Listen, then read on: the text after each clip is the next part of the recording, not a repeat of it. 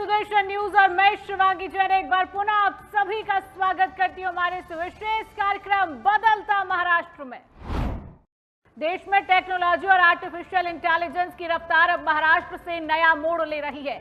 मुंबई के बीकेसी में आयोजित मुंबई टेक वीक 2026 के मंच से मुख्यमंत्री देवेंद्र फडणवीस ने महाराष्ट्र को एआई लीडरशिप की दिशा में आगे बढ़ाने का बड़ा ऐलान किया। मुख्यमंत्री देवेंद्र फडणवीस ने कहा कि महाराष्ट्र सिर्फ भारत ही नहीं बल्कि वैश्विक स्तर पर एआई इनोवेशन का केंद्र बनने की पूरी क्षमता रखता है। मुंबई की आर्थिक मजबूती, मजबूत स्टार्टअप इकोसिस्टम और तकनीकी प्रतिभा राज्य को इस दिशा में आगे ले जा रही है। उन्होंने बताया कि राज्य सरकार ने एआई सेक्टर के लिए 10,000 करोड़ रुपए के निवेश, करीब 1.5 लाख रोजगार सृजन और 6 सेंटर ऑफ एक्सीलेंस स्थापित करने का लक्ष्य तय किया है। India is experiencing, huge surge into adoption of technology, into use cases. And I think there cannot be a better moment in life of technocrat, in a life of somebody who is an innovator, somebody who is into startup space, somebody who is into AI to work. And I think I would like to tell them that Maharashtra is best place to work, because we have already created ecosystem. It is a time when you work in Maharashtra, you create for Maharashtra, you create for India, and you create for world. Ahilyanagar जिले के शिरडी में रक्षा क्षेत्र के लिए एक ऐतिहासिक दिन दर्ज हुआ। यहां मिसाइल कॉम्प्लेक्स और आर्टिलरी शेल प्रोडक्शन लाइन का उद्घाटन महाराष्ट्र के मुख्यमंत्री देवेंद्र फडणवीस और केंद्रीय रक्षा मंत्री राजनाथ सिंह के हाथों किया गया।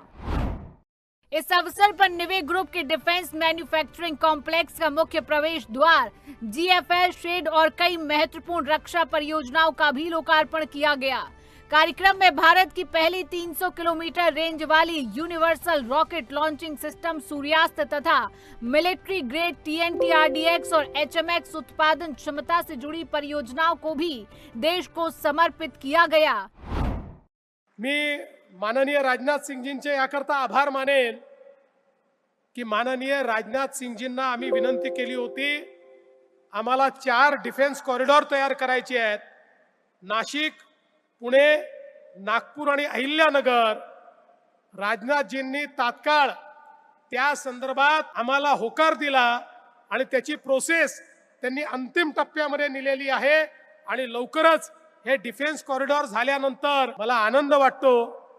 आजही देशाच्या डिफेन्स मॅन्युफॅक्चरिंग मध्ये महाराष्ट्र नंबर 1 आहे आणि आता तो इतका पुढे जाणार आहे की महाराष्ट्राला कोणी थांबवू शकणार नाही, हा मला या ठिकाणी विश्वास है।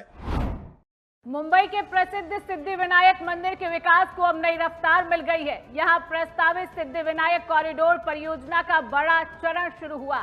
मुख्यमंत्री देवेंद्र फडणवीस और उप मुख्यमंत्री एकनाथ शिंदे के हाथों पहले चरण के 78 करोड़ रुपए के कार्यों का भूमि पूजन किया गया। उप मुख्यमंत्री एकनाथ शिंदे ने कहा कि सिद्धिविनायक मंदिर न सिर्फ मुंबई बल्कि पूरे देश के श्रद्धालुओं की आस्था का प्रमुख केंद्र है। उन्होंने कहा कि करीब 500 करोड़ रुपए की इस महत्वाकांक्षी परियोजना के तहत मंदिर परिसर को आधुनिक सुविधाओं से लैस किया जाएगा। इस परियोजना में नया भव्य प्रवेश द्वार, मंदिर परिसर का नवीनीकरण और 124 वाहनों की क्षमता वाली 2 मंजिला पार्किंग का निर्माण शामिल है।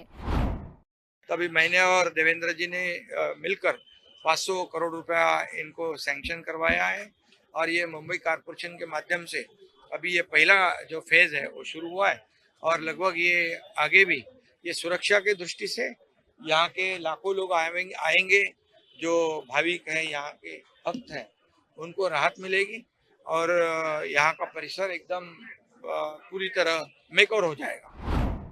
मुंबई के चर्नी रोड स्थित महाराष्ट्र राज्य जवाहर बाल भवन की नवनिर्मित अत्याधुनिक इमारत का भव्य लोकार्पण किया गया। मुख्यमंत्री देवेंद्र फडणवीस और उप मुख्यमंत्री सुनेत्रा पवार के हाथों इस नए भवन का उद्घाटन संपन्न हुआ।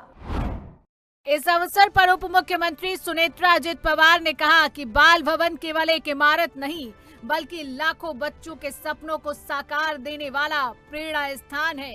उन्होंने कहा कि नई आधुनिक संरचना के माध्यम से महाराष्ट्र के बच्चों की कल्पना शक्ति और रचनात्मकता को नई दिशा और उड़ान मिलेगी।